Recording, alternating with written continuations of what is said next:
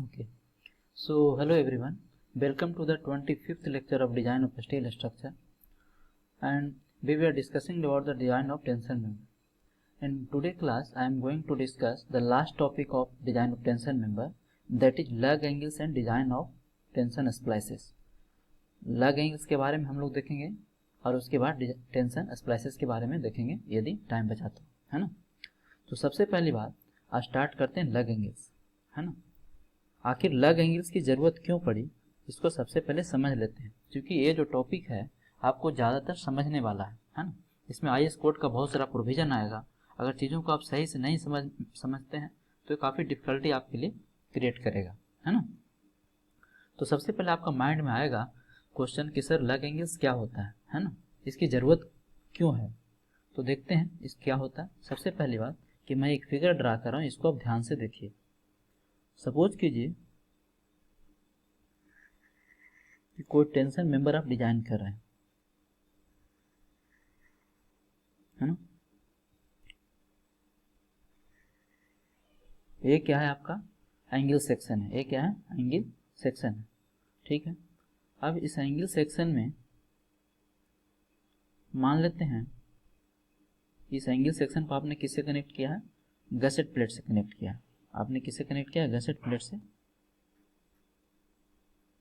इस angle section को किससे कनेक्ट किया, गसेट प्लेट से कनेक्ट किया, है ना। तो गसेट प्लेट बनाना पड़ेगा। चलिए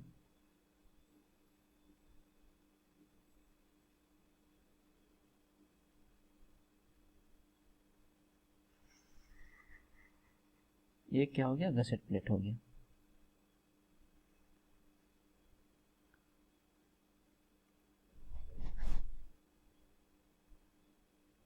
जिसका आपने कनेक्शन एंगल सेक्शन से किया।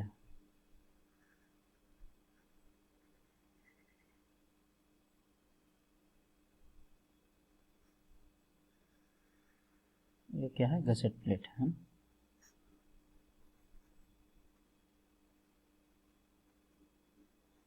गसेट प्लेट, ठीक है।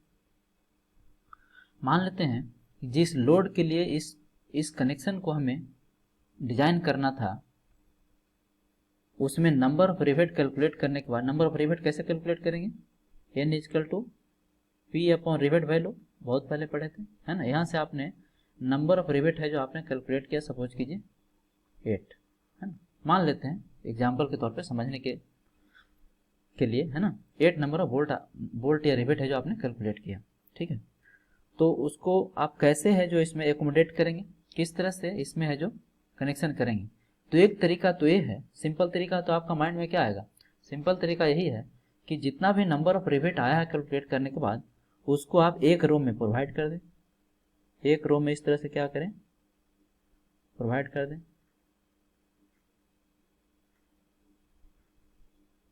इस तरह से आपने प्रोवाइड कर दिया, है ना। बट यहाँ पे प्रॉब्लम क्या है कि जब आप इस तरह से प्रोवाइड करेंगे तो ये लेंथ ऑफ जॉइंट है जो इंक्रीज कर जाएगा। नहीं, लेंथ ऑफ जॉइंट है जो इंक्रीज कर जाएगा। देखिए कैसे, इस तरह से लेंथ ऑफ जॉइंट क्या आ गया, अभी कुछ इतना लेंथ हमें जरूरत पड़ रही है, इतना लेंथ है जो जरूरत पड़ रहा है ना। और लेंथ ऑफ जॉइंट यदि इंक्रीज कर रहे हैं, इसका मतलब ये हुआ कि साइज ऑफ गसेट प्लेट आप इंक्रीज कर रहे हैं। नहीं, साइज ऑफ गसेट प्लेट है जो आप इंक्रीज कर रहे हैं। और जब size of gusset plate increase कर रहे हैं, इसका मतलब indirectly you are increasing the price of materials, है ना। इनडायरेक्टली आप क्या कर रहे हैं, इकोनॉमिक को आप मतलब वेस्ट कर रहे हैं, है ना, इकोनॉमिक को वेस्ट कर रहे हैं। क्योंकि साइज ऑफ गसेट प्लेट आप बढ़ाएंगे तो क्या होगा, उसमें ज़्यादा है जो इकोनॉमिक आपको लगेगा, है ना, ज़्यादा उसमें खर्च लगेगा, है ना। तो कुछ ऐसा तरीका निकाला जाए जिससे हम क्या करें, लेंथ ऑफ ज्वाइंट को रिड्यूस कर सकें। लेंथ ऑफ ज्वाइंट को क्या कर सकें, रिड्यूस कर सकें, है ना।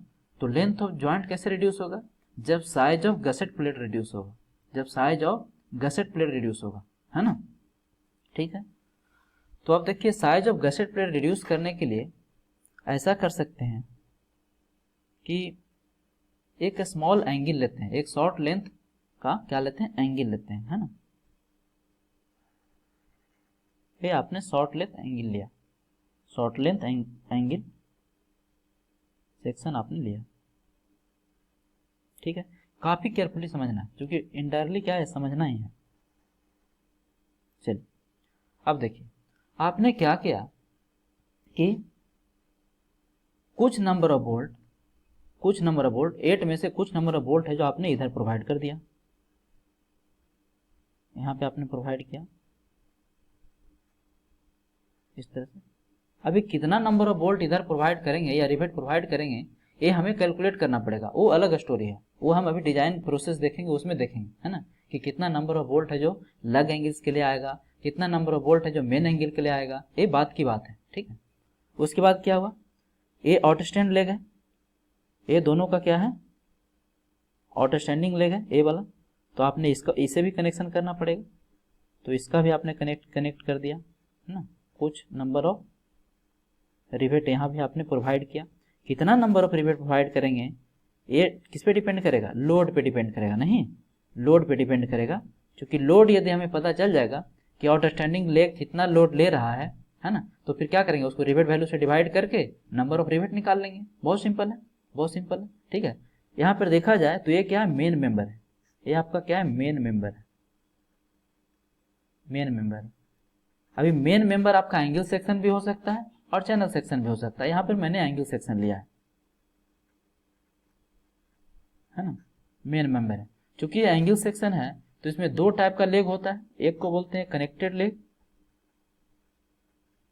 ये क्या है कनेक्टेड लेग, और एक क्या हो गया आउटस्टैंड लेग, आउटस्टैंडिंग लेग, इसको मैं फिर से लिख देता हूं,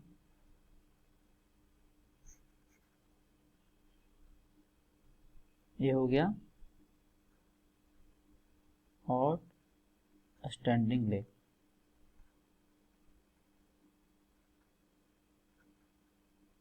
आउटस्टैंडिंग लेग, ठीक है। अब एक बात बताइए लग एंगल के प्रोवाइड करने से क्या हमें बेनिफिट हुआ, देखिए क्या बेनिफिट हुआ, पहले जो साइज यहां तक जा रहा था अब हमारा इतना में ही काम चल जाएगा, इतना ही में हमारा काम चल जाएगा, क्योंकि ये मटेरियल आपने सेव कर लिया, ये मटेरियल आपने सेव कर लिया, है ना। क्योंकि अब इधर क्या है ये जो बोल्ट है ये सब जो भी नंबर ऑफ बोल्ट आएगा सिर्फ समझना है, यहाँ पे जो भी नंबर ऑफ बोल्ट या रिवेट आएगा उसको हमने लग एंगल्स में प्रोवाइड कर दिया, लग एंगल्स में प्रोवाइड कर दिया, तो ये मटेरियल क्या हो गया, ये मटेरियल तो सेव हो गया, इतना मटेरियल हम लोग क्या कर दिया सेव कर लिया, है ना, ये मटेरियल सेव कर दिए, है ना। बट आपके दिमाग में इंस्टेंटली क्वेश्चन आएगा कि सर आप बोल रहे हैं कि यहाँ पे लेंथ ऑफ गसेट प्लेट आपने रिड्यूस किया है तो मटेरियल को सेव किया है, लेकिन इसके बदले है ना instead of gusset plate you are using lug angles, ये आपका क्या हो गया स्मॉल एंगल जो दिख रहा है इसी को क्या बोल रहे हैं लग एंगल। इसमें भी एक कनेक्टेड लेग होगा एक आउटस्टैंड लेग होगा, एक कनेक्टेड लेग है और एक आउटस्टैंड लेग है कि नहीं। टॉप व्यू जो बनाएंगे तो ऐसा ही बनाएंगे ना, ठीक है।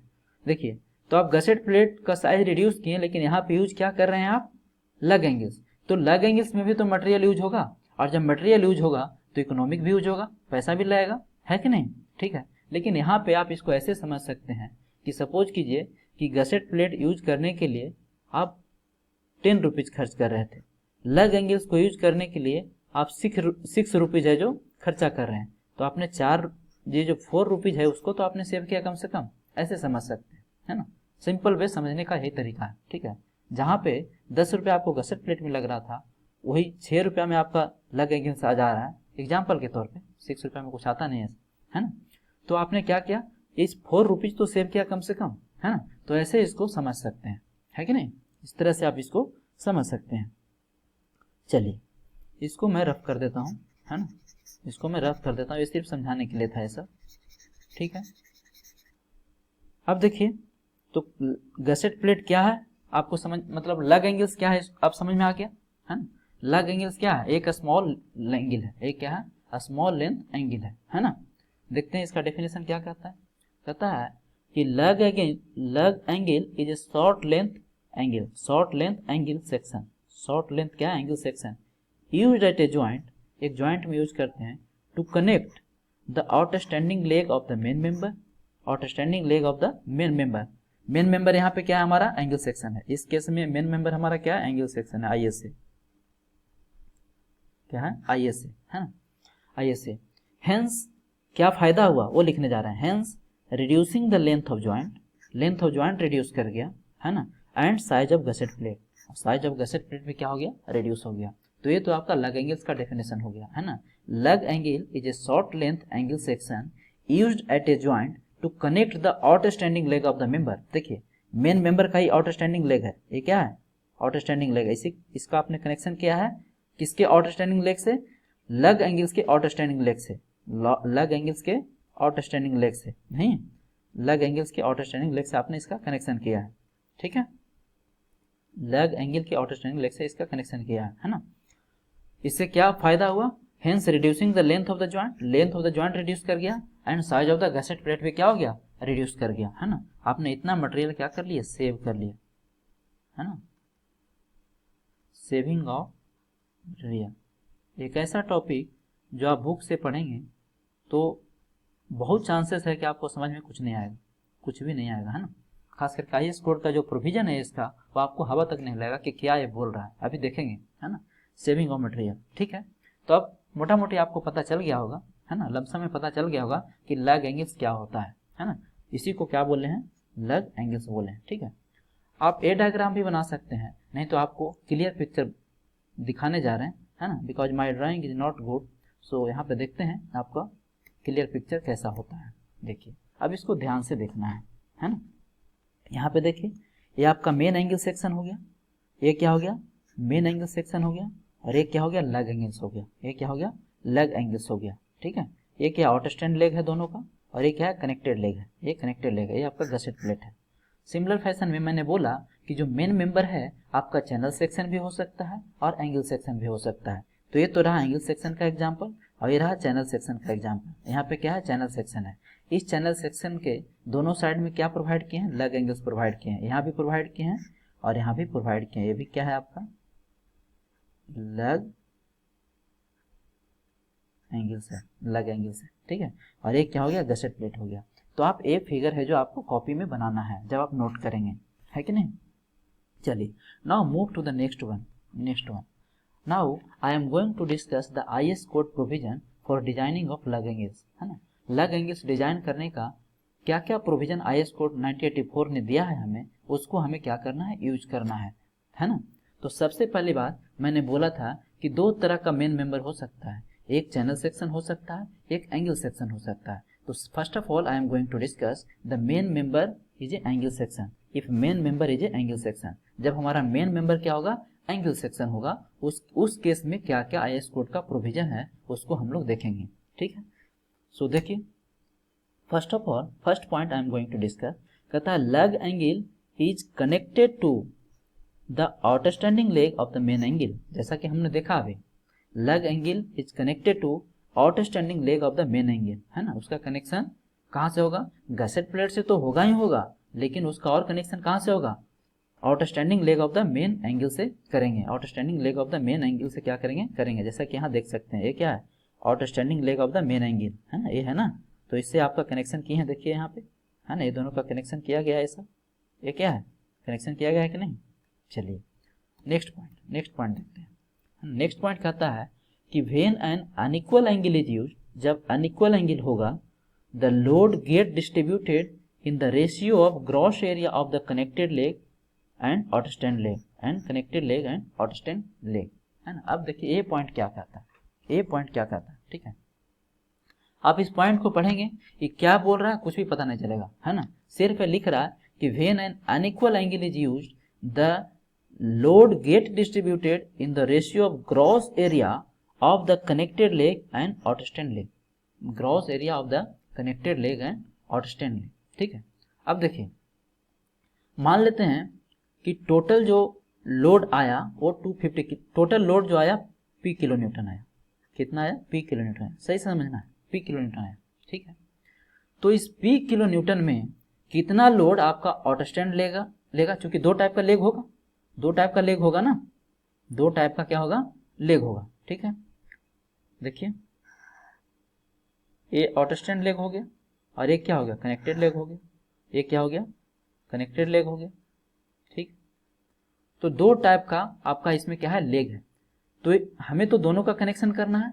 हमें तो बोल्ट यहाँ, चूंकि इसके इधर क्या आएगा, लग एंगल से आएगा, इसके इधर क्या आएगा, लग एंगल से आएगा। तो हमें यहाँ भी कनेक्शन करना है और यहाँ भी कनेक्शन करना है, यहाँ भी कनेक्शन करना है ना। कनेक्शन करने का मतलब है कि नंबर ऑफ रिवेट निकालना है हमें।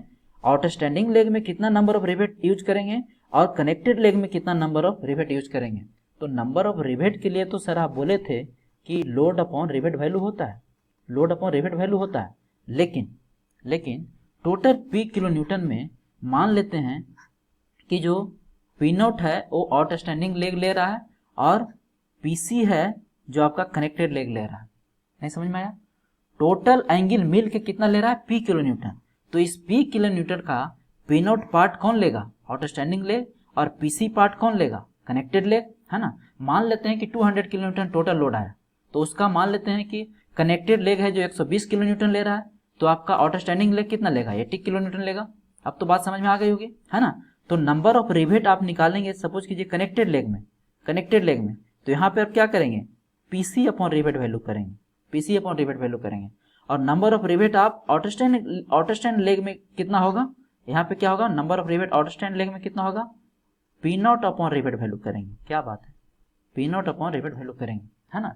अब सोचिए कि एक स्मॉल लाइन में कितना चीज छुपा हुआ है, कितना चीज छुपा हुआ है कि नहीं।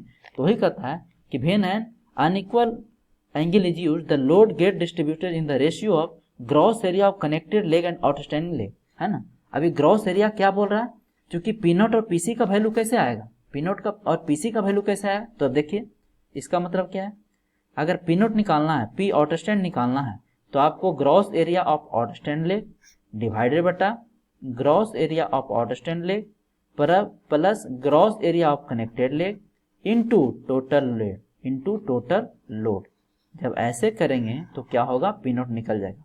तो सर पीसी कैसे निकलेगा, पीसी कैसे निकलेगा, total load into area, gross area of connected leg divided बटा gross area of connected leg plus gross area of outstand leg. तो क्या देखें, इसको रेशियो में प्रोपोर्शन है। देखिए when unequal angle is used the load get distributed in the ratio of gross area of the connected leg to outstand leg, connected leg and outstand leg, है ना।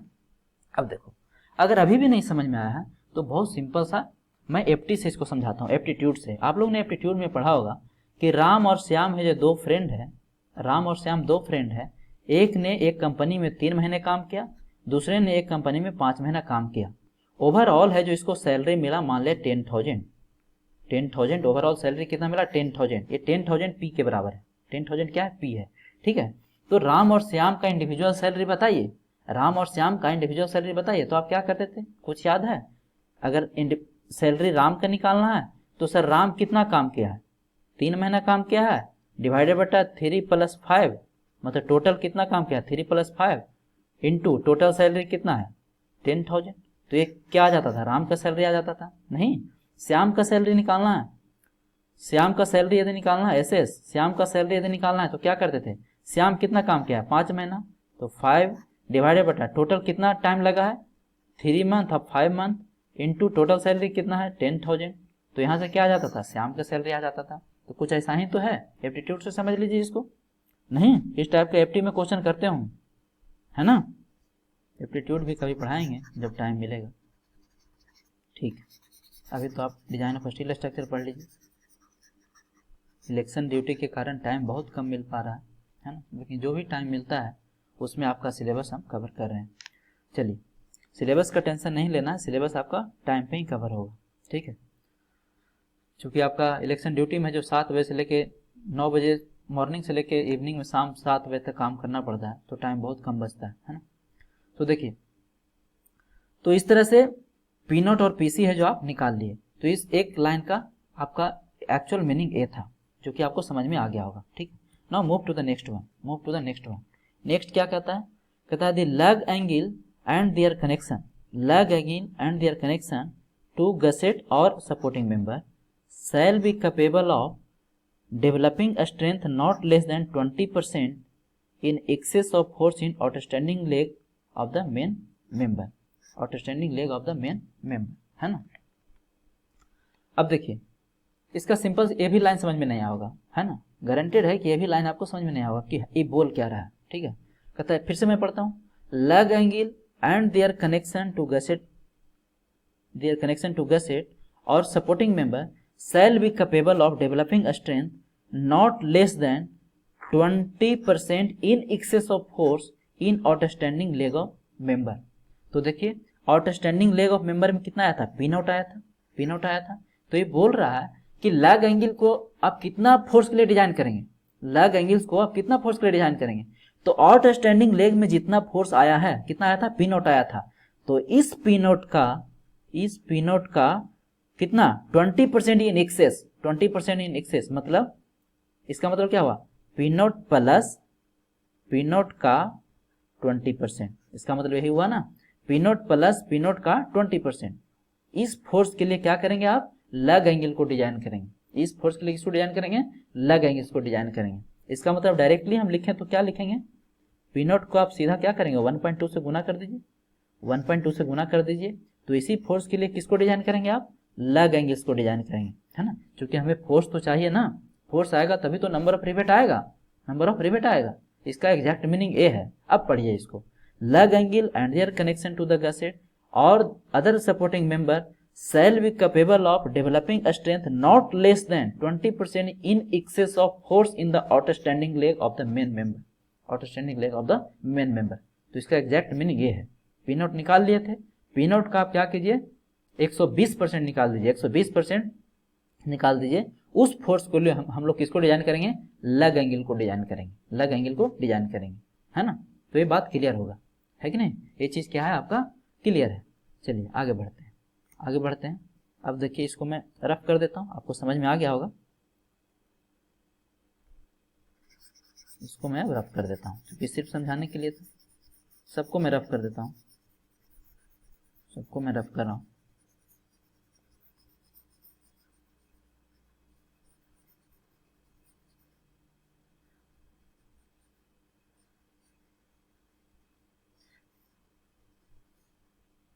चलिए अब देखिए आगे क्या बोलता है, नेक्स्ट पॉइंट क्या बोलता है ना। नेक्स्ट पॉइंट कहता है कि the attachment of lug angle, the attachment of lug angle to the main angle shall be capable of developing a strength of not less than 40% in excess of force in outstanding leg of the main member, outstanding leg of the main member, है ना। अब इसका मतलब क्या है, attachment of lug angle to the main angle, attachment of lug angle to the main angle, है ना, shall be capable of developing a strength of not less than 40% in excess of force in the outstanding leg of the main angle। एक बार फिर से repeat कीजिए इसको। कहता है the attachment of lug angle to the main angle shall be capable of developing a strength of not less than 40% in excess of force in the outstanding leg of the main angle, ठीक है। तो main angle के outstanding leg में कितना force आया था, P not आया था, कितना आया था, पी नॉट आया था। तो इस पी नॉट का, चूंकि देखिए लैग एंगल्स का भी क्या होगा, लैग एंगल्स का भी दो लेग होगा, ये आपका आउटस्टैंडिंग लेग हो गया, ये आपका क्या है, आउटस्टैंडिंग लेग हो गया, है ना, ये मेन एंगल हो गया, ये आपका मेन एंगल हो गया, ठीक है, ये आपका लैग एंगल हो गया। तो लैग एंगल का भी क्या है, दो लेग है, दो लेग है ना, दो लेग है। ये हो गया आउटस्टैंडिंग लेग और ये हो गया कनेक्टेड लेग, है ना, गसेट प्लेट से जिसका कनेक्शन कर रहे हैं। तो ये आउटस्टैंडिंग लेग कितना फोर्स के लिए डिजाइन करेंगे, मतलब ये कितना फोर्स कैरी करेगा, जो लैग, फिर से रिपीट करता हूँ, लैग एंगल्स का जो आउटस्टैंडिंग लेग है वो कितना फोर्स कैरी करेगा, वो करेगा 1.4 times of, 1.4 times of P not, 1.4 times of P not, है ना। मतलब यहाँ पे नंबर ऑफ रिवेट कितना आएगा, उसके लिए क्या करेंगे, 1.4 टाइम्स ऑफ पी नॉट करेंगे और डिवाइडेड बटा आर भी कर देंगे, डिवाइडेड बटा आर भी कर देंगे। इसका एग्जैक्ट मीनिंग ये हुआ, इसका एग्जैक्ट मीनिंग ये हुआ, ठीक है। आगे देखिए, आगे देखिए, ठीक है। दूसरी बात मैं एक पॉइंट यहीं पे बता देना चाहता हूँ कि ये जो नंबर ऑफ रिवेट होगा, ए वाला, है ना, कनेक्टेड लेग के साथ आउटस्टैंड जो लैग एंगल्स है उसका कनेक्टेड लेग का नंबर ऑफ रिवेट कैसे निकालेंगे? इसको निकालने के लिए क्या करेंगे, 1.2 इंटू पी नॉट डिवाइडेड बटा क्या कर देंगे, आर भी कर देंगे। मतलब 20% एक्सेस लेते हैं, इसमें क्या लेंगे 20% एक्सेस लेंगे, और यहाँ पे कितना लेंगे 40% एक्सेस लेंगे, है ना। यहाँ पे क्या करेंगे 40% एक्सेस लेंगे, ठीक है। कनेक्शन करने के लिए गसेट प्लेट के साथ लग एंगल्स में कितना लेंगे 20% ऑफ पी नॉट, और मेन एंगल के साथ जो आउटस्टैंडिंग लेग है लग एंगल्स का, उसके लिए कितना लेंगे 40%, जो कि यहाँ पे स्टेटमेंट बोल रहा है 40%, ठीक है। अब आगे पॉइंट देखिए, आगे पढ़िए, है ना। दूसरा क्या हो सकता है कि मेन मेंबर ही चैनल सेक्शन, मेन मेंबर क्या हो चैनल सेक्शन हो, है ना। अभी तक हम लोग एंगल सेक्शन का देख रहे थे, है। तो इसका कोड प्रोविजन क्या है, कहता है कि the lug angles as far as possible should be dispose symmetrically with respect to the section of the member. कहता है जितना हो सके उतना हम क्या करेंगे, लैग एंगल्स को चैनल सेक्शन का सिमेट्रिकल रखने की कोशिश करेंगे। लैग एंगल्स को चैनल सेक्शन की क्या करेंगे, सिमेट्रिकल रखने की कोशिश करेंगे, जैसा कि हम लोग प्रीवियस फिगर में देखे थे, यहाँ पे देखिए ये क्या है, दोनों सिमेट्रिकल है, जितना पॉसिबल हो सके दोनों क्या है, ये चैनल सेक्शन का दोनों तरफ क्या करेंगे सिमेट्री मेंटेन करने का कोशिश करेंगे, यही बोलता है ना, ठीक है। तो वही कहता है कि the lug angles as far as possible should be dispose symmetrically with respect to the section of the member. Now move to the next point, lug angles and their connection to gusset और supporting member shall be capable of developing strength not less than 10% in excess, है ना। जब channel section होगा तो क्या करेंगे, channel section in excess of the force in the flange of the channel, है ना। जितना फोर्स फ्लेंज लेगा, चैनल सेक्शन का फ्लेंज जितना फोर्स लेगा, सपोज कीजिए चैनल सेक्शन का फ्लेंज पीएफ ले रहा है, ठीक है। तो लैग एंगल्स किसके लिए डिजाइन करेंगे, पीएफ इंटू 1.10 के लिए, है ना। पीएफ इंटू 1.10 के लिए क्या करेंगे, लैग एंगल्स को डिजाइन करेंगे। किस केस में, चैनल सेक्शन में। जब मेन मेंबर आपका चैनल सेक्शन होगा तब, जब एंगल सेक्शन होगा कितना करते थे 120% करते थे, है ना। Now move to the next point, attachment of the lug angles to the member shall be capable of developing strength not less than 20% in excess of the force, 20% in excess of the force, है ना। इस case में क्या होगा, lag angle का जो attachment करेंगे outstanding leg से, उसको किस फोर्स के लिए डिजाइन करेंगे 20% एक्सेस के लिए, 20% एक्सेस के लिए, है ना। हमारा सिलेबस में जो ज़्यादातर क्वेश्चन आएगा वो एंगल सेक्शन से आएगा, चैनल सेक्शन से उतना नहीं आएगा, ठीक है। लेकिन आईएस कोड का जो प्रोविजन है वो आपको एटलीस्ट याद होना चाहिए। Now move to the next one, कहता है in no case should, this is very very important point, ये नेक्स्ट पॉइंट है। यहाँ पे आपका चैनल सेक्शन का जो भी प्रोविजन था खत्म हो गया, यहाँ पे चैनल सेक्शन का प्रोविजन खत्म हो गया। नाउ थर्ड पॉइंट क्या कहता है लैग एंगल्स में, in no case should fewer than 2 rivets or bolt is used for attaching the lug angles to the gusset or another supporting member. कहने का मतलब क्या, एक लाइन में अगर देखा जाए तो कहता है कि जब भी आप लैग एंगल्स का यूज करेंगे, मिनिमम तो आपको 2 नंबर ऑफ रिवेट या बोल्ट प्रोवाइड करना ही है। मिनिमम कितना प्रोवाइड करेंगे, ऑब्जेक्टिव के लिए याद रखना, मिनिमम 2 है जो रिवेट या बोल्ट आपको प्रोवाइड करना पड़ेगा, मिनिमम कितना 2। Now move to the next one, the effective connection of the lug angle should be as far as possible terminate at the end of the member connected, है ना। जो भी member आप connect कर रहे हैं,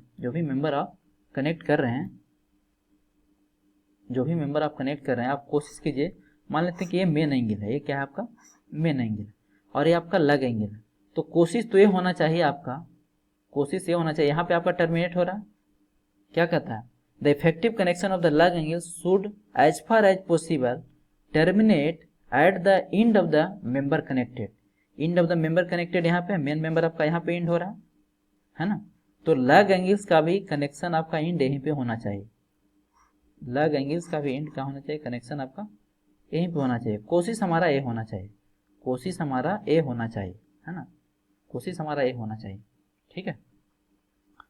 second thing, the fastening of lug angles to the member, ऐसा बोलता है लेकिन ऐसा कोई क्या है, मतलब हार्ड एंड फास्ट रूल नहीं है, आप इसके आगे भी कनेक्शन कर सकते हैं। नेक्स्ट पॉइंट देखिए क्या बोलता है, the fastening of lug angles to the member shall preferably be started in advance of the direct connection of the member to the gusset और सपोर्टिंग मेंबर, है ना, सपोर्टिंग मेंबर। मतलब फास्टनिंग कहाँ से करेंगे, यहाँ से स्टार्ट कर देंगे, यहाँ से स्टार्ट, इधर जगह छूट जाए तो छूट जाए, इधर फ्री रह जाए तो रह जाए, हम कहाँ करेंगे, यहाँ से फास्टनिंग करेंगे। रीजन भी है क्योंकि जब लोड अप्लाई करेंगे तो ये सब एरिया क्या होगा, डायरेक्ट कनेक्शन में होगा, ये सब क्या होगा, डायरेक्ट कनेक्शन में होगा। इसीलिए जो भी रिवेट और बोल्ट प्रोवाइड करेंगे वो आगे से प्रोवाइड करना स्टार्ट करेंगे, आगे से प्रोवाइड करना क्या करेंगे, स्टार्ट करेंगे, है ना। ये इसका मतलब है, एग्जैक्ट मीनिंग है। तो ये तो था आपका आईएस कोड प्रोविजन, है ना। अब कुछ क्वेश्चन देखते हैं, क्योंकि बिना क्वेश्चन को जो भी अभी तक डिस्कस किए हैं वो आपको मान लेते हैं कि आपको क्लियर हो गया होगा, लेकिन बेटर क्लियरेंस के लिए क्या करना पड़ेगा, हमें एक इसका क्वेश्चन करना पड़ेगा। तो क्वेश्चन देखते हैं। एक क्वेश्चन है जो आपका इंजीनियरिंग सर्विस या एसएससी जेईई में आपको 15 to 20 मार्क्स में क्वेश्चन पूछता है, लग एंगल्स का डिजाइन। तो देख लेते हैं, जब कंपटीशन में पूछता है तो इसको देखते हैं कैसे इसको हम हैंडल करेंगे। नाउ अब एक बात बताइए, लग एंगल्स का कुछ डिमेरिट भी है क्या? डिमेरिट है। डिमेरिट क्या, सुन लीजिए एक लाइन में, कभी इंटरव्यू में अगर कोई पूछे तो आपको बताना पड़ेगा। लग एंगल्स का डिमेरिट ये है कि आप समझ गए होंगे क्या डिमेरिट है। लग एंगल्स का सबसे बड़ा डिमेरिट तो यही है कि सर एक कनेक्शन है जो क्या होगा, इसेंट्रिक नहीं रह पाएगा, मतलब कंसेंट्रिक नहीं रह पाएगा, क्या हो जाएगा, इसेंट्रिक हो जाएगा। नहीं, क्योंकि आप फोर्स देखिए यहाँ पे लगा रहे हैं, है ना, फोर्स यहाँ पे लगा रहे हैं, तो ये क्या हो गया, इसेंट्रिसिटी क्रिएट करेगा ना। आप यहाँ पे कनेक्शन कर रहे हैं तो क्या होगा, इसेंट्रिसिटी क्रिएट करेगा। नहीं, क्या होगा, लोड के साथ क्या होगा, इसेंट्रिसिटी ये क्रिएट करेगा, है ना। तो ये क्या हो गया, कंसेंट्रिक कनेक्शन नहीं हुआ, मतलब इसमें क्या हो गया, कुछ ना कुछ इसेंट्रिसिटी आ जाता है, ठीक है। तो इसका एक क्या है, डिमेरिट भी है, इसका एक क्या है, डिमेरिट भी है। ये आपको बताना पड़ेगा एग्जाम इंटरव्यूअर को। Now move to the next point. अब इस क्वेश्चन को हम लोग सोल्व करते हैं, है ना। सबसे पहले पढ़िए, कहता है design in connection of an angle ISA 125, 75, 10 mm। ये तो आपका एंगल सेक्शन का क्या है, प्रॉपर्टी है, ठीक है। ठीक, using lug angles with 80 mm diameter rivet, soft rivet, कौन सा रिवेट है, soft rivet. Gross area of angle दिया हुआ है 1902 mm स्क्वायर, कितना दिया हुआ है, 1902 mm स्क्वायर। अगर नहीं भी देता तो हम ग्रॉस एरिया निकाल लेते, ठीक है। तो सबसे पहले आप क्या करेंगे बताइए, सबसे पहले क्या करेंगे, सबसे पहले आप क्या करेंगे, रिवेट वैल्यू निकालेंगे। Our first target is to calculate the rivet value, है ना। तो स्टेप बाय स्टेप मैं इसको काफी सिंपल लैंग्वेज और सिंपल स्टेप में इसको मैं बताने की कोशिश करता हूँ, है ना। इवन ये जो टॉपिक है थोड़ा सा डिफिकल्ट है, बट इतना सिंपल में आपको बताया जाएगा कि काफ़ी इजी लगने लगेगा, है ना। सो हम क्या करेंगे, सबसे पहला हमारा टारगेट होगा रिवेट वैल्यू कैलकुलेट करना, है ना, रिवेट वैल्यू कैलकुलेट करना। सो पहला जो स्टेप होगा, step 1, rivet value, rivet, okay. तो देखिए सबसे पहले क्या निकालेंगे हम लोग, सबसे पहले यहाँ पे रिवेट वैल्यू निकालेंगे। रिवेट वैल्यू निकालने के लिए क्या करना पड़ेगा, उसके लिए आपको सबसे पहले शेयरिंग स्ट्रेंथ निकालना पड़ेगा, फिर बेयरिंग स्ट्रेंथ निकालना पड़ेगा। तो शेयरिंग स्ट्रेंथ क्या होता था, number of shear plane into 5/4 into d0² into tau भी है, सबका वैल्यू है जो पुट कर दीजिए, है ना। किलो न्यूटन में लाने के लिए 10⁻³ से गुना कर दिए, तो PS आ गया आपका 29.86 किलो न्यूटन। ये सब आपको पहले से आता है ना। बेयरिंग स्ट्रेंथ निकालेंगे तो PV क्या होगा, N into d0 into T into sigma PF, है ना। क्योंकि नंबर ऑफ रिवेट क्या है, कुछ नहीं बोला है, तो हम क्या करेंगे, एक रिवेट के लिए डिजाइन करेंगे। अभी एक रिवेट के लिए डिजाइन करते हैं, ठीक है।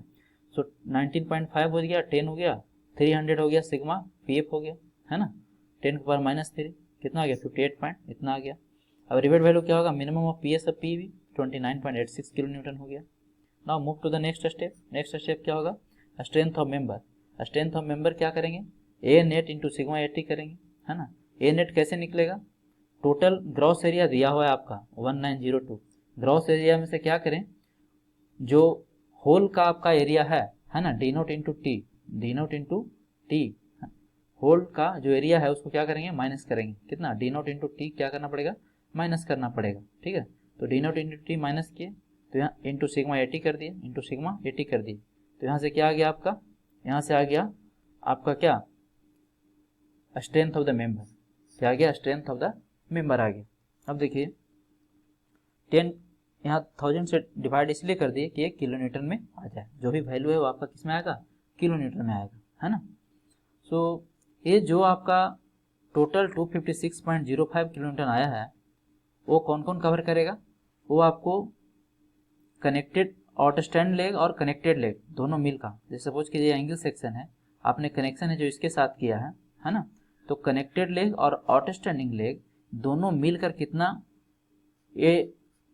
कितना मतलब कैरी करेगा?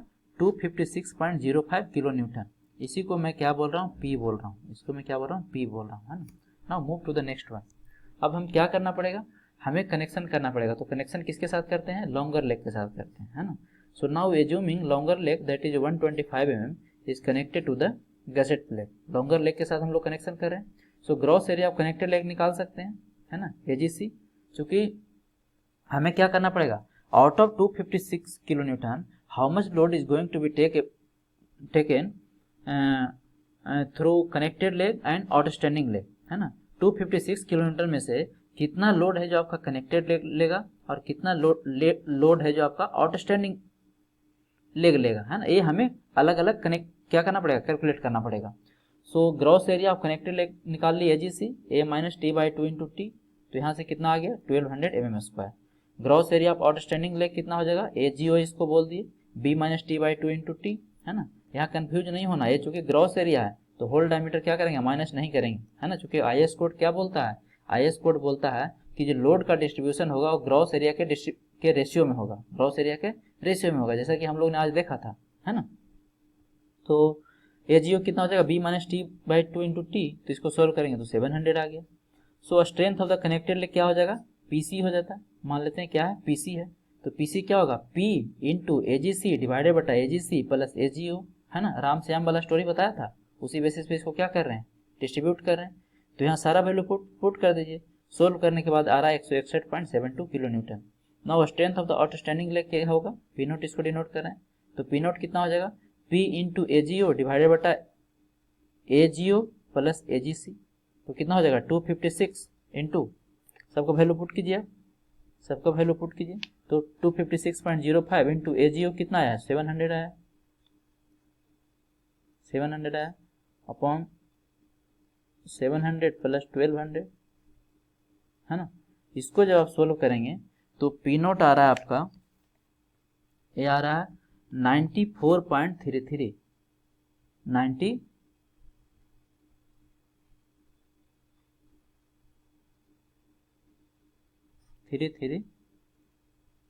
किलो न्यूटन, है ना।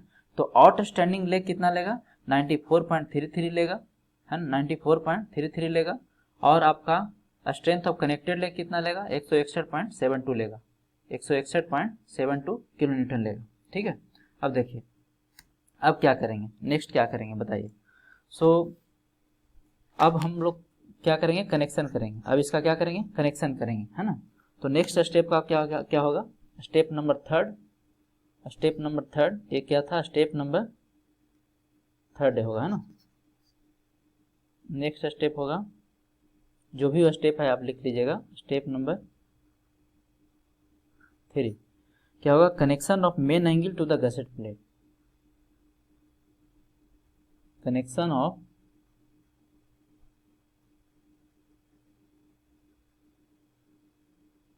Main angle to the gusset plate, है ना। मतलब नंबर ऑफ रिवेट निकालना है हमें। क्या करना है? नंबर ऑफ रिवेट निकालना, ठीक है। सो नंबर ऑफ रिवेट यदि निकालते हैं तो नंबर ऑफ रिवेट क्या होगा, है ना। नंबर ऑफ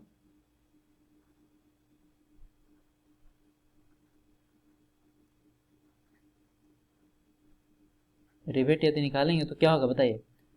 गसेट प्लेट के साथ हम कनेक्शन कर रहे हैं, है ना। तो कनेक्टेड लेग जितना फोर्स लिया है आउट ऑफ पी, कितना लिया है? पीसी लिया है, डिवाइडेड बटा आर भी वैल्यू है, क्या देगा? नंबर ऑफ रिवेट देगा, है ना। तो यहाँ से जब सोल्व करेंगे तो कनेक्टेड 161.72 ये कितना आया था? 161.72 डिवाइडेड बटा रिवेट वैल्यू कितना आया था? 29.86। तो ये आपका क्या आ जाएगा? ये आ जाएगा नंबर ऑफ रिवेट 5.41 अप्रोक्सीमेटली कितना आ गया? 6 रिवेट आ गया, 6 रिवेट आ गया। बहुत अच्छा। नाउ नेक्स्ट स्टेप, आप किसका डिजाइन करेंगे? आप डिजाइन करेंगे लग एंगल्स का। स्टेप 4 स्टेप 4 क्या होगा, design of lug angles. Design of lug angles, design of lug angles, है ना। क्योंकि ये 6 रिवेट किसका आएगा, मेन मेंबर का, है ना। ध्यान रहे, कंफ्यूज नहीं होना है। ये कनेक्टेड लेग का यहाँ पे फोर्स लिए थे, है ना, कनेक्टेड लेग का फोर्स लिए थे, 256 नहीं लिए थे, है ना, कनेक्टेड लेग का फोर्स लिए थे।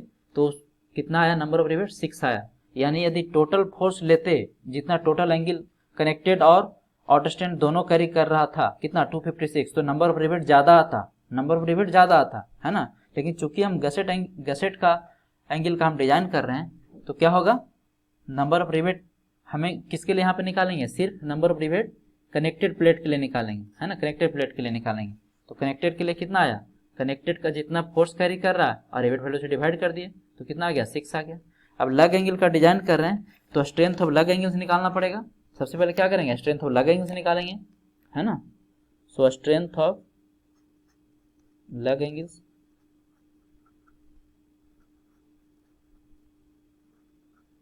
सब चीज रिपीट होगा। स्ट्रेंथ ऑफ लग एंगल क्या होगा बताइए, स्ट्रेंथ ऑफ लग एंगल कितना करते हैं, 20% एक्सेस लेते हैं। आईएस कोड का प्रोविजन 20% एक्सेस लेते हैं, है ना। देखो मैं लिख रहा हूं 20% एक्सेस मतलब 1 पॉइंट, इसको बताया तो था 1.2 times of strength of outstand leg.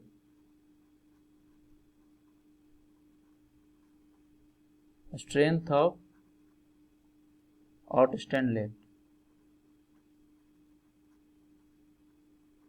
Outstand leg, है ना।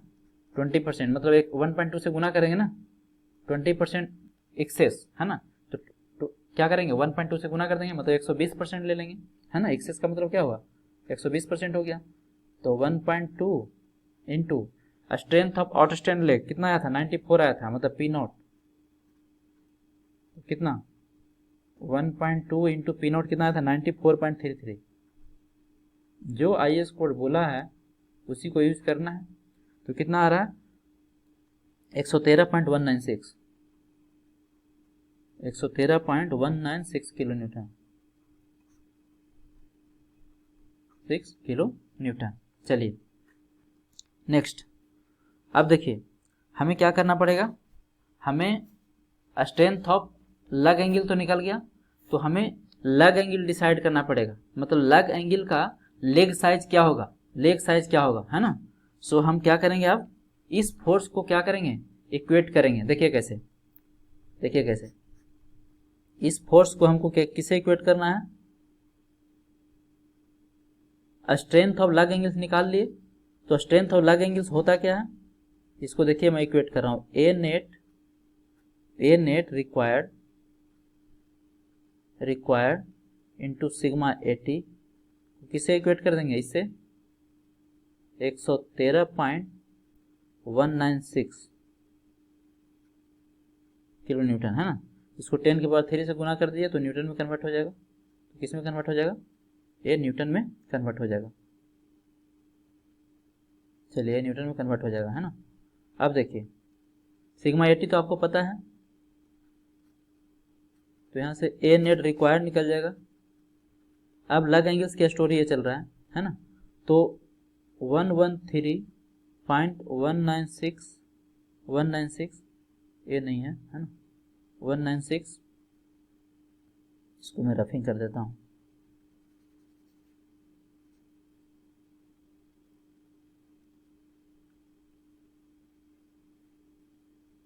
ये न्यूटन में आ गया अपना, ठीक है। 196 इंटू 10 की पावर 3 न्यूटन और डिवाइडेड बटा सिग्मा 80, इधर आएगा कितना 150। तो इसको जब सोल्व करेंगे तो ये आ रहा है, सोल्व करने के बाद 755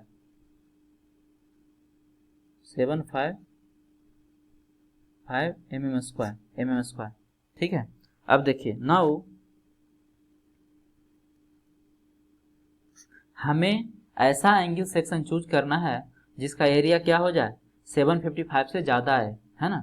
तो इसके लिए क्या होता है, एक आईएस हैंडबुक होता है, आईएस हैंडबुक नंबर 1 बोलते हैं उसको, जब कंप्रेशन मेंबर पढ़ाएंगे वहाँ पर इसका फ्रीक्वेंट यूज करेंगे, है ना। उसके बारे में अभी तक मैंने नहीं बताया है, लेकिन आईएएस हैंडबुक होता है, उसमें क्या होता है, angle section, channel section, I section, जितने भी टाइप का सेक्शन होता है वो सब का क्या है, डायमेंशन के साथ आपका एरिया दिया हुआ रहता है, डायमेंशन के साथ एरिया दिया हुआ रहता है। तो वहाँ से हम क्या करेंगे, एक ऐसा एंगल सेक्शन चूज करेंगे जिसका एरिया क्या हो, 755 से ज़्यादा हो। लेकिन ध्यान रहे वहाँ पे ग्रॉस एरिया होता है, वहाँ पे ग्रॉस एरिया दिया हुआ रहता है, ये आपने नेट एरिया निकाला है ना। तो हम देखिए लिखने जा रहे हैं, now let us choose, now let us choose ISA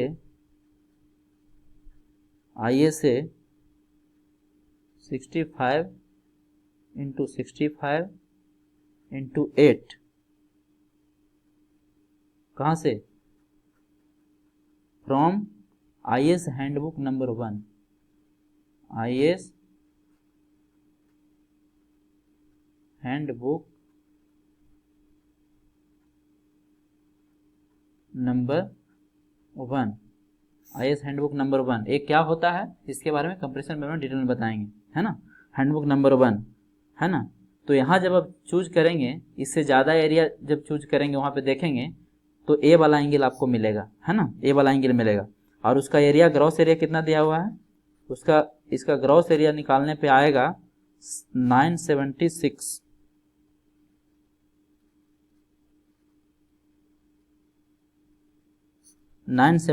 mm square. ध्यान रहे एक ग्रॉस एरिया, चूंकि ये नेट यहाँ पे क्या था, नेट एरिया, तो हम चूज करेंगे ग्रॉस एरिया वाला, क्योंकि वहाँ पे अवेलेबल कौन सा है, ग्रॉस एरिया वाला, है ना।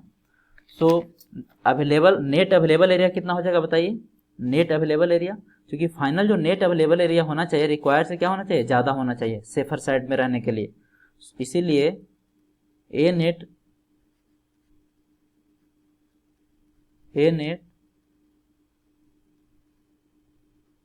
अवेलेबल, या जो आपने प्रोवाइड कर रहे हैं, या प्रोवाइडेड भी लिख सकते हैं, अब ए नेट अवेलेबल या प्रोवाइडेड क्या हो जाएगा,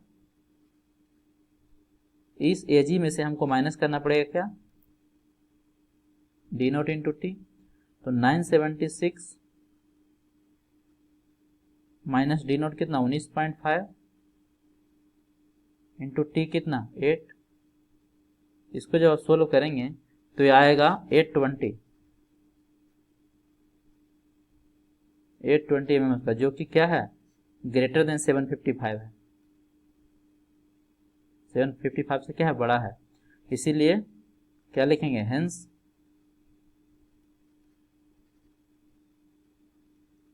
safe and okay, safe and okay, है ना। जो भी आपने एंगल सेक्शन चूज किया वो क्या है, सेफ है, मतलब उस लोड को क्या करेगा, इस लोड को कैरी करने में कैपेबल है ना, कैपेबल है। Now move to the next one. अब हमें क्या करना है, लेग एंगल का कनेक्शन करना है। एवरी स्टेप इज मतलब रिपीटेड है ना।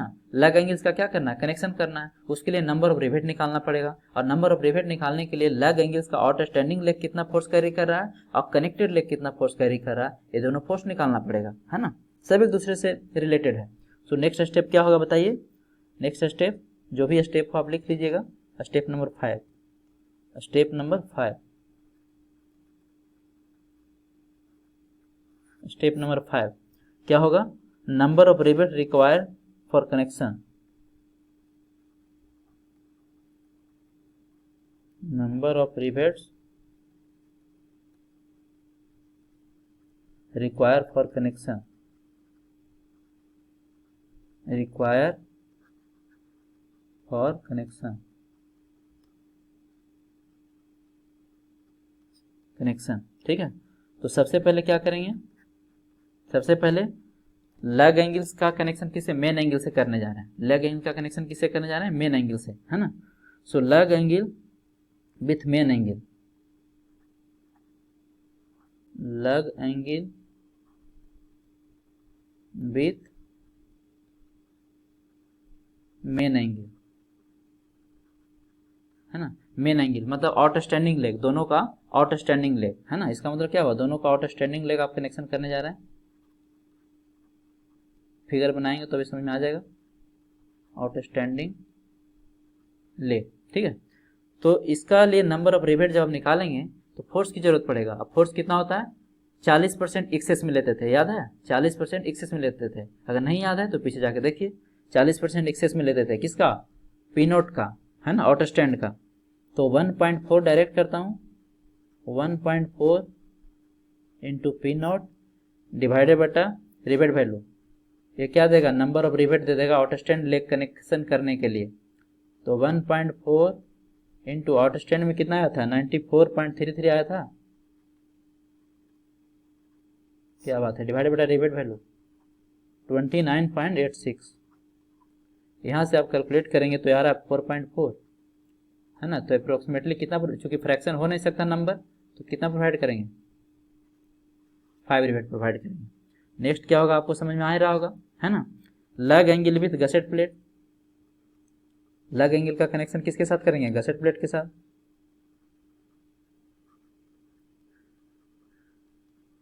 विथ गसेट प्लेट, जब गसेट प्लेट के साथ करेंगे लग एंगल्स का, तब नंबर ऑफ रिवेट कितना चाहिए, लग एंगल विथ गसेट प्लेट, है ना। तो इसमें याद है, इसमें 20% एक्सेस लेते थे, 20% एक्सेस लेते थे, है ना। 20% एक्सेस मतलब 1.2, 120%, 1.2 इंटू किसका, पी नॉट डिवाइडेड बटा आर वी। तो 1.2 इंटू पी नॉट कितना, 94.33 डिवाइडेड बटा आर वी 29.86। इसको जब सोल्व करेंगे तो यार 3.79, इसको अप्रोक्सीमेटली कितना कर दें, 4 number of rivet, 4 number of rivet, है ना। अब लास्ट में क्या करेंगे, पिच, पिच, है ना। सो यूनिफॉर्म पिच प्रोवाइड करेंगे, हम क्या करेंगे, यूनिफॉर्म पिच प्रोवाइड करेंगे, कितना, मिनिमम, मिनिमम के बराबर प्रोवाइड कर देंगे, है ना। पिच, जितना भी रिवेट आप प्रोवाइड कर रहे हैं उसका पिच क्या करेंगे, मिनिमम प्रोवाइड कितना होता है, 2.5 इंटू डी, डी कितना, 2.5 इंटू डी कितना, 18, तो ये कितना आ जाएगा, 45 mm, है ना। सो लेट अस प्रोवाइड,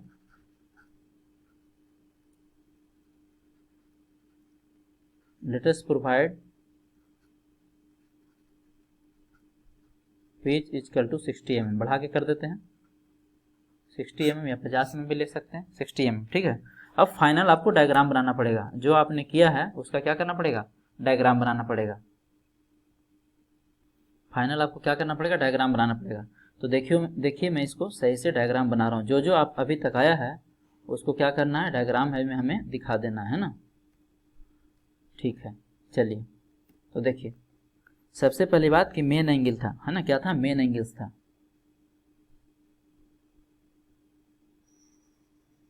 ये आपका मेन एंगल हो गया, मेन एंगल हो गया ये।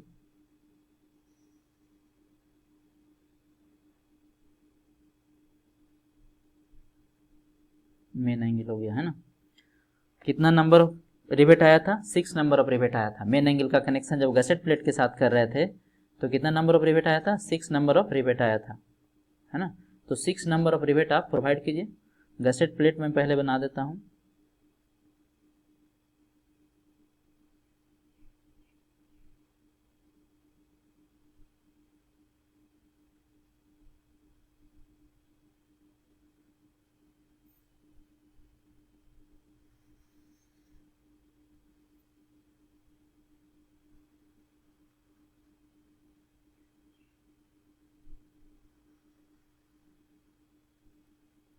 ये हो गया आपका गसेट प्लेट, है ना। अब देखिए इसमें कितना number of rivet, 6 number of rivet आया था मेन एंगल के लिए।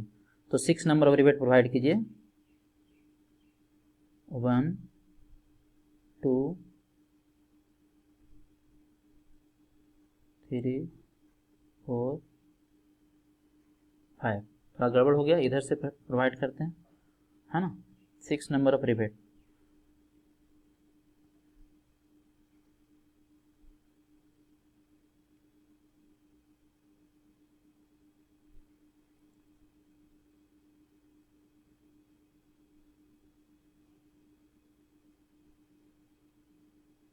थ्री 5 एंड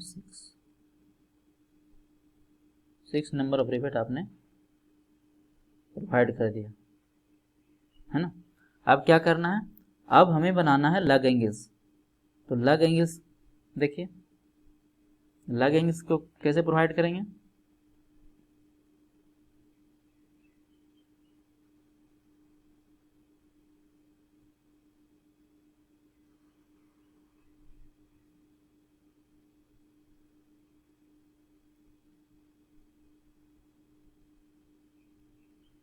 लग एंगल्स के लिए आउटस्टैंड के साथ जो आपका कनेक्शन के साथ आया था वो आया था कितना? 4 नंबर ऑफ रिवेट। इधर ध्यान दीजिए, देखिए यहाँ पे कितना आया था?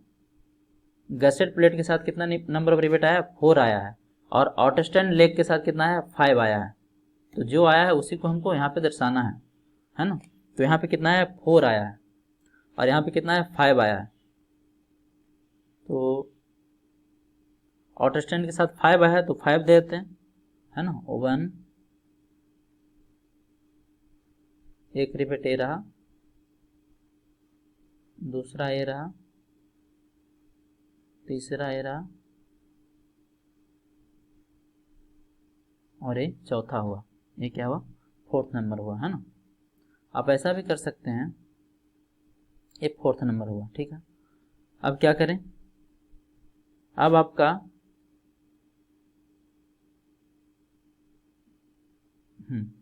जो कनेक्शन जो गसेट प्लेट के साथ आया था लग एंगल का रिवेट, वो कितना आया था? 5 रिवेट आया था। वो 5 रिवेट आया था, है ना? तो हम क्या करेंगे? 5 रिवेट आया था तो एक यहाँ प्रोवाइड करते हैं, 2, 3, 4 और एक इधर 5, एक यहाँ पे कर देते हैं 5, है। तो ये क्या हो गया? सबका नाम लिख दीजिए। ये आपका मेन एंगल हो गया। मेन एंगल क्या हो गया? ISA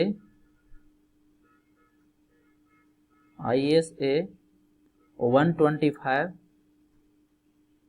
into 75 into 10। लग एंगल्स का क्या साइज हो गया? ISA 65 इंटू 65 इंटू 8, ठीक है। चलिए 8। दूसरी बात, ये आपका हो गया गसेट प्लेट। ये क्या हो गया? गसेट प्लेट, है ना? ये हो गया लग एंगल्स। ये क्या हो गया?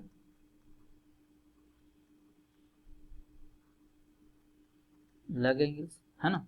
तो जो भी हमने अभी तक पढ़ा, ये इसका ओवरऑल क्या था? कंक्लूजन था। इसका ओवरऑल क्या था? कंक्लूजन था। आप चाहें तो आप पिच के बारे में भी लिख सकते हैं, चाहे तो पिच के बारे में लिख सकते हैं। इसका पिच क्या है बताइए? इसका पिच कितना आया था? इसका पिच देखिए क्या आया है? 6 टोटल, मतलब कितना प्रोवाइड किए? 6 रिवेट प्रोवाइड किए हैं। 6 रिवेट, है ना? At the rate of 60 mm centre to centre, क्योंकि सबका पिच क्या है? सेम है ना? यहाँ पे क्या लिख सकते हैं बताइए? यहाँ पे कितना नंबर ऑफ रिवेट? 5 ना? नंबर ऑफ रिवेट कितना आया था? 5 आया था, ठीक है। यहाँ पे एक मिस्टेक किया हम लोग, इसमें 4 रिवेट आया है शायद। देखिए तो गसेट प्लेट के साथ 4 रिवेट आया है ना? 4 रिवेट आया है, जबकि हमने 5 रिवेट प्रोवाइड कर दिया है। तो एक मिस्टेक है, इसको मैं इरेज कर देता हूँ, है ना? 4 रिवेट आया है, ठीक है। और इसके साथ आया था कितना? 5 आया था, है ना? आउट स्टैंड के साथ 5 आया था। आउट स्टैंड के साथ आया था कितना? 5 आया था। देख लीजिए इधर, यहाँ पे देखिए कितना आया? 5 आया है ना? सो ये 5 यहाँ पे एक और देना पड़ेगा, ये, ठीक है। अब हो गया कितना? 5 रिवेट, ठीक है। अब चाहे तो अब स्पेसिंग लिख सकते हैं।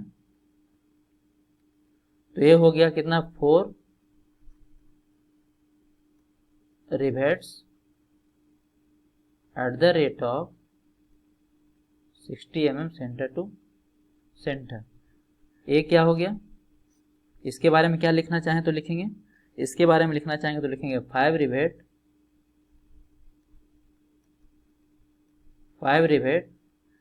Eight the rate of 60 mm centre to centre. तो ये तो पिच को दिखा दिए। इतना काम यदि कर देते हैं कंपटीशन का क्वेश्चन में तो आपका पूरा का पूरा मार्क्स है जो आपको मिल जाएगा, है ना। तो ये तो रहा लग एंगल्स का। काफ़ी डिटेल में हम लोग क्या देखा, उसका डिजाइन देखा। So this is all about today session. एक स्मॉल टॉपिक, ये चैप्टर ऑलमोस्ट कंप्लीट हो गया। एक स्मॉल टॉपिक बच गया, टेंशन स्प्लाइसेस।